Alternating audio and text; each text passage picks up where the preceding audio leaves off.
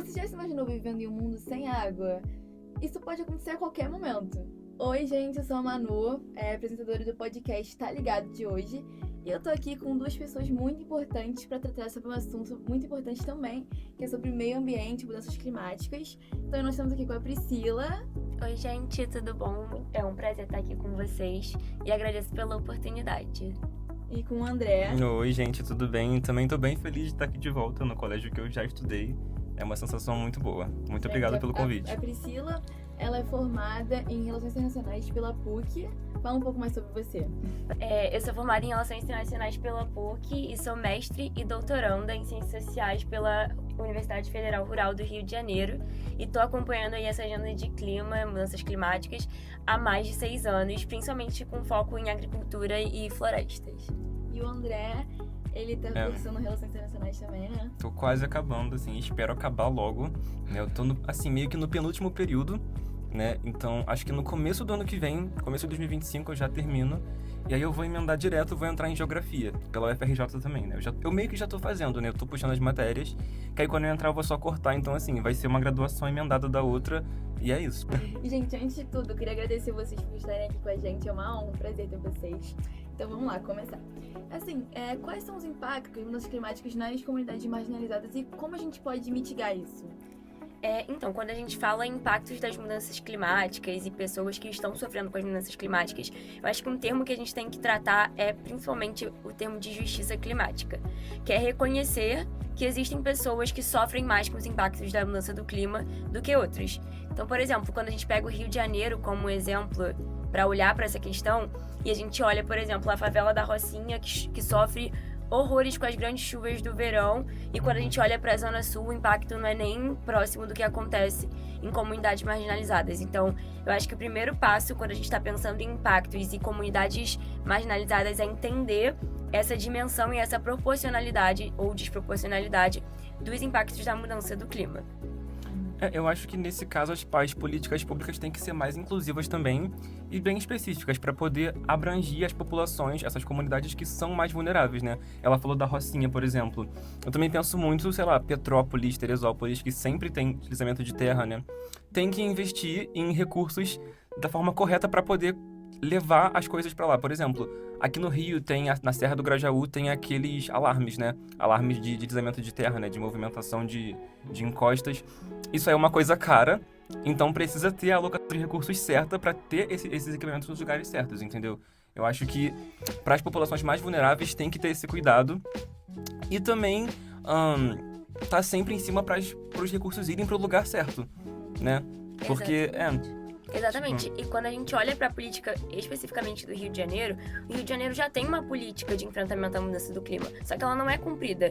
Inclusive, recentemente rolou um movimento chamado O Rio de Janeiro Não é Disney, da juventude carioca que é engajada nessa pauta, cobrando o governo de cumprir com o que já existe, já tá na lei, entendeu? Então, acho que quando a gente fala sobre lidar com impactos e impedir que isso aconteça de uma forma tão injusta como como são os impactos da mudança do clima nessas regiões marginalizadas, é disso que eu tô falando, da gente pegar, se mobilizar e cobrar o Estado de uma coisa que já tá ali no papel, sabe?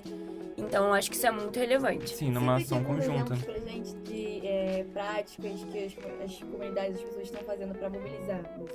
Então, esse exemplo do o Rio de Janeiro Não é Disney foi um exemplo de uma movimentação, né, da juventude carioca engajada na questão climática, que tá cobrando, e porque é isso, quando a gente não cumpre uma política pública, quando a gente não operacionaliza aquela política pública, alguém sofre.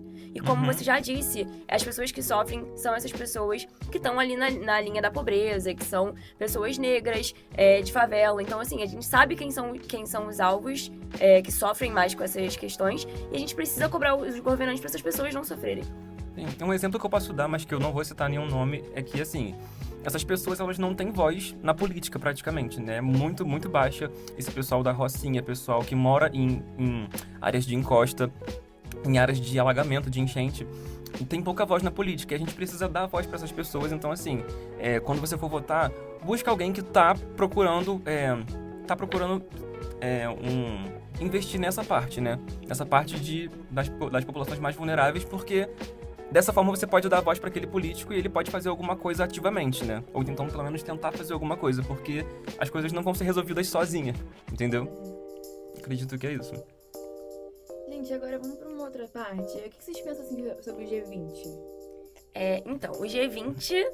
A Ele, Priscila diferente dos acordos de clima que a gente tem, né? Que foi primeiramente o protocolo de Kyoto e depois o acordo de Paris, ele não trata especificamente de questões relacionadas ao meio ambiente. Ele surge como um fórum econômico internacional para tratar de crises econômicas, e aí ao longo do tempo ele vai se modificando. Atualmente, a estrutura do G20, ela funciona da seguinte forma: ela tem duas trilhas de funcionamento, né? Com grupos de trabalhos compostos por ministros. Uma trilha é a trilha de finanças e a outra trilha é a trilha política, que a gente chama da trilha Sherpa. Bem complexo. E aí, exatamente. E aí a gente tem alguns grupos que são direcionados à questão climática, à questão ambiental, que tem se desenvolvido no âmbito do G20. O G20, além dele não ser um acordo de clima, ele é um diálogo informal entre os países. Então ele não tem nenhuma coisa que vincule as pessoas àquilo, ele não tem nenhuma noção de obrigatoriedade. Então, assim, a importância do G20 é uma importância política, é uma importância são as 20 maiores economias do mundo, grande parte das economias poluentes do mundo, e essas economias e esses grandes poluidores estão emitindo uma opinião política ali, recomendações políticas. E isso acaba impactando como a política internacional voltada para a questão climática vai funcionar. Eu acho que, inclusive, faltam umas ações mais rápidas, assim, mais concretas do G20, porque são 20 países que mais poluem, que estão ali naquela sala discutindo. Então, assim, eles estão procurando também os interesses deles, interesses econômicos, e isso deveria ser deixado de lado, eu acredito, para buscar ações mais concretas e rápidas. Acredito que esse ano, né, eu espero que as coisas melhorem um pouco, né, que essas reuniões sejam mais produtivas. E nesse ano o Brasil é a sede, né? Sim. Exatamente, o Brasil é presidente. Ele traz algumas inovações, como, por exemplo, a Força-Tarefa de Clima, que é uma inovação, ninguém tinha pensado nisso antes. E essa Força-Tarefa de Clima, ela tem buscado bastante tratar a questão do financiamento climático, que é também a grande bola da vez para a próxima Conferência de Clima, a COP29, que vai acontecer no Azerbaijão, em Baku. A próxima grande pauta é como a gente consegue dinheiro para solucionar a crise climática. E quem vai dar esse dinheiro? Então, Sim. E quanto vai ser esse dinheiro? Porque também é uma questão, né? Vai ser em novembro o G20 aqui? O novembro, o G20 e novembro a COP também. Então os ministros todos esses países vão estar aqui. Tipo assim, um evento bem interessante quando a gente para pra pensar. Vai ser lá, acho que é lá em Ipanema, a sede? Eu acho que é em Ipanema, a casa G20. Quem quiser ir lá conhecer, eu acho que tá aberta pra visitação. Eu passo lá todo dia. E, gente, assim, eu queria perguntar qual mensagem vocês gostariam de deixar para os alunos que estão vendo e como a gente pode realmente mitigar essa situação das mudanças climáticas, porque é uma coisa muito importante, que a gente mesmo tem que participar, tá sempre ativo. Eu acredito que esse assunto sobre meio ambiente tem que estar sendo introduzido desde, assim, antes do ensino médio, tem que estar, assim, desde o ensino fundamental, desde criancinha, né? Pra você ensinar aquelas pessoas, aquelas crianças, sobre quais hábitos que eles têm que podem mudar as coisas, né? Como diminuir os impactos, como reduzir mesmo a emissão de gases, que eles também passam pra família deles, porque, assim, a gente sabe que tem uns materiais muito poluentes, né? Plástico, borracha e vários outros, então isso tem que ter o conhecimento deles desde pequeno, sabe? Pra não jogar as coisas na rua de qualquer jeito. Por exemplo, a partir de uns 20 anos pra cá, a gente começou a ter mais esse assunto nas escolas, né? Eu lembro que eu tinha vários projetos sobre meio ambiente na escola, e isso me ajudou muito porque, assim, hoje em dia eu tenho noção do que vai poluir a minha casa, do que não vai poluir, e falando sobre fora da minha casa também, o planeta. Eu não vou jogar lixo no chão. Minha mochila tá aqui cheia de lixo porque eu não jogo lixo na rua. Não jogo lixo no chão na rua, né? Eu sempre guardo minha mochila pra jogar fora depois. Eu acho que tem que ser um assunto introduzido desde a educação infantil mesmo. E assim, pro ensino médio, eu acho que eles têm que estar atentos também por essa questão dos movimentos sociais dos jovens. É importante participar, né? Todo mundo mora aqui nesse planeta e se acabar vai todo mundo embora. Então a gente tem que estar preservando esse planeta. E também porque o pessoal vai terminar a escola, quem quiser entrar na faculdade vai entrar, mas assim, quem entrar provavelmente vai para a área da bacharel, né? Pesquisa, então é interessante que sejam pesquisas também. A gente tá precisando de mais gente fazendo pesquisa, né, aqui no Brasil, sobre esse tema. Assim, nunca é demais. E eu acho que essa parte que o André citou dos movimentos sociais e do movimento da juventude engajada no clima é uma questão que está crescendo muito nos últimos anos, desde Sim. 2018 Ainda lá, bem. com Fridays for Future e outras organizações que estão aí na linha de frente com a juventude buscando cobrar os governos e lutar pelo enfrentamento da mudança do clima. Eu acho que é uma necessidade, sabe, de criar consciência nas pessoas e fazer essa geração lutar pelo futuro, porque é o nosso futuro que tá em jogo, sabe? Sim. Não é o futuro da geração da nossa mãe, dos nossos avós, é o nosso futuro que tá em jogo e é muito importante que a gente tenha noção disso e reconheça a nossa força, de saber como a gente pode contribuir e que a gente pode contribuir. Porque às vezes eu sinto que a gente acha, não, eu sou muito novo, eu moro na Taquara, não posso fazer nada pelo meio ambiente, eu não posso fazer nada pela causa climática. Não, mas você pode, você tem voz. A hora é agora e você tem voz, sabe? Tipo, você tem espaços pra isso. E a gente precisa engajar a nossa geração nesse movimento climático, porque a gente não tem mais tempo. A gente já consolidou que essa década agora, de 2020 a 2030, é uma década crítica.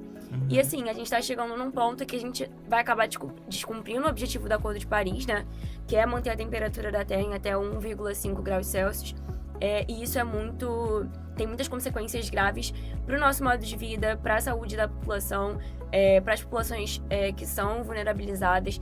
Então, eu acho que a gente tem que, ter a dimensão do problema que a gente está enfrentando, da nossa força enquanto coletividade, né? Porque a juventude é um coletivo que tem muita força, e lutar pelo nosso futuro, porque eu acho que isso importa muito. Como, por exemplo, o Rio Grande do Sul, né? Já estão tendo as consequências. As consequências, sim. Eu acho que a urgência tá aí, sabe? A urgência tá maior do que nunca. E eu acho improdutivo se uma escola não traz esse assunto, não tem, por exemplo, uma matéria específica, ou então, assim, palestras. Exatamente. Eu acho que é muito importante porque o pessoal precisa saber o que tá acontecendo com a nossa casa, sabe? Com o lugar que a gente mora. E assim, é uma coisa que não é só de hoje, né? Foram séculos e séculos de emissão de gás de carbono, de poluição. Então, as consequências estão aí. Sim. Exatamente. Eu gosto muito de uma frase que fala: o futuro é agora. E realmente é. Às vezes a gente acha, não, mudança climática vai afetar daqui a 10 anos. Não, vai afetar a gente. Tá afetando. A gente teve ondas de calor no meio do outono esse ano, tá tendo ainda. A gente teve as chuvas no Rio Grande do Sul, chuvas no Nordeste. Então, queimada, assim, a queimadas se alastrando pelo Pantanal, pelo Cerrado. Então, assim, são coisas que já estão acontecendo e que só vão se intensificar.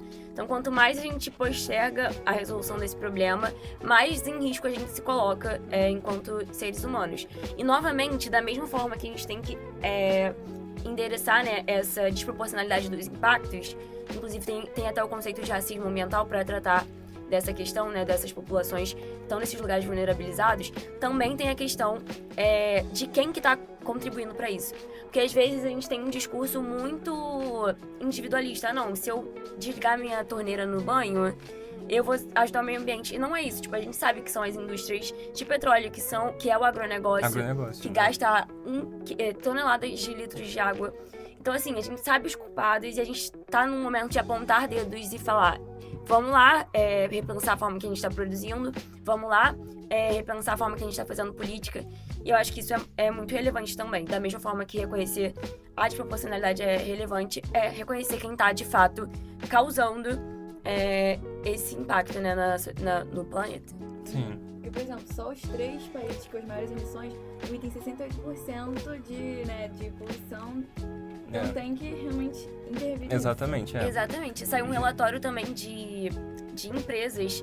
Eu acho que eram 52 empresas no mundo. O Brasil tem, acho que 3, né, nessa lista. E aí 53 empresas no mundo eram responsáveis pela maior parte das emissões de CO2, né, que é o gás de efeito estufa, que contribui para o aquecimento global. Então eu acho que é isso. Eu acho que é a hora de se levantar e lutar pelo nosso futuro e de apontar dedos. Sim. E nessa lista aí o Brasil tá marcando presença. Eu acho que tem a JBS, a Vale e a Petrobras. Uma das mais poluentes, assim, do mundo. E assim, gente, como vocês acham que a cultura popular, tipo séries, filmes, documentários, podem ajudar a população a se engajar sobre esse assunto? Eu acho que, assim, séries e filmes, é que eu não leio tanto, a Priscila lê mais que eu. Assim, a gente lê muita coisa de faculdade, Aham. acadêmica. Então, assim, livros, assim, mais populares eu não consigo ler. Mas é porque eu também já nem tenho paciência, porque eu já li muito na faculdade.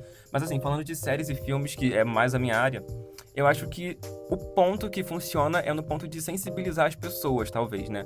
Acho que, às vezes, vem alguns filmes, assim, que todo mundo assiste e fica, caramba, o mundo realmente tá acabando. Vamos fazer alguma coisa. Eu acho que tá nesse ponto mais sensível da emoção, de sensibilizar as pessoas, que aí talvez você pode causar um efeito de mudar as atitudes daquela pessoa, né? A pessoa se toca, talvez, mas eu acho que é mais nesse ponto, entendeu?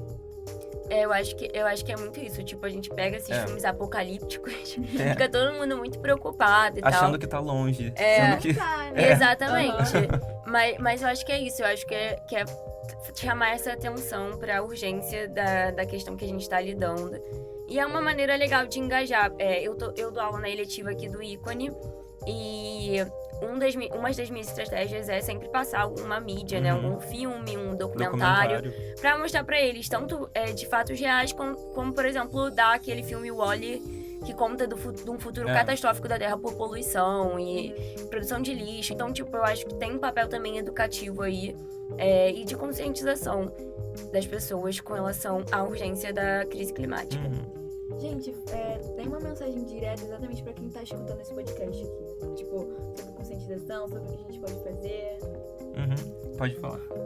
Então, Pensa gente, numa mensagem. a minha mensagem pra vocês é, de fato, buscar se engajar e buscar conhecimento nessa área. E entender que você pode, sim, contribuir da sua maneira, de onde você estiver. Se engajar nos movimentos, se engajar na cobrança dos governantes. Ao fazer seu voto, que é uma coisa muito importante, parar para analisar quem você está votando, quais são as propostas desses governantes para a questão climática. Então, acho que você se engajando politicamente, tentando aprender um pouco mais sobre o assunto, você está fazendo a sua parte para lutar pelo seu futuro. E eu acho que é isso. Eu acho que a gente tem a dimensão de que realmente o futuro é agora e que você, sendo jovem ou não, pode fazer a diferença com o mínimo que você puder fazer. Então, a minha mensagem para vocês é essa. Eu acredito que a mensagem que eu penso é assim: votem consciente nos candidatos que têm uma agenda de preservação do meio ambiente ativa. Tem projetos bons, tipo, procura ler tudo, porque você vai estar colocando lá uma pessoa para representar a sua voz nesse processo de preservação do meio ambiente. Eu acredito que hoje em dia todo político tem que ter, né? Assim, todo governador saiu esses dias, né? Acho que foi a Erika Hilton postou aquele que toda cidade agora precisa ter um plano de emergência para as catástrofes climáticas. E eu acho que todo governo de todo estado precisa ter mesmo, né? Porque, por exemplo, aqui no Rio a gente tem essa questão das enchentes, deslizamento de terra.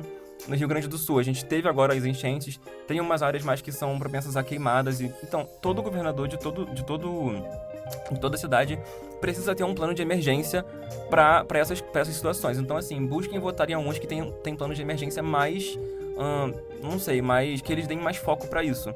Porque a gente pode ver que tem muita gente que simplesmente não se importa com o meio ambiente e nem fala sobre. A gente precisa falar sobre isso e ter a nossa voz ativa lá em cima, lá na política.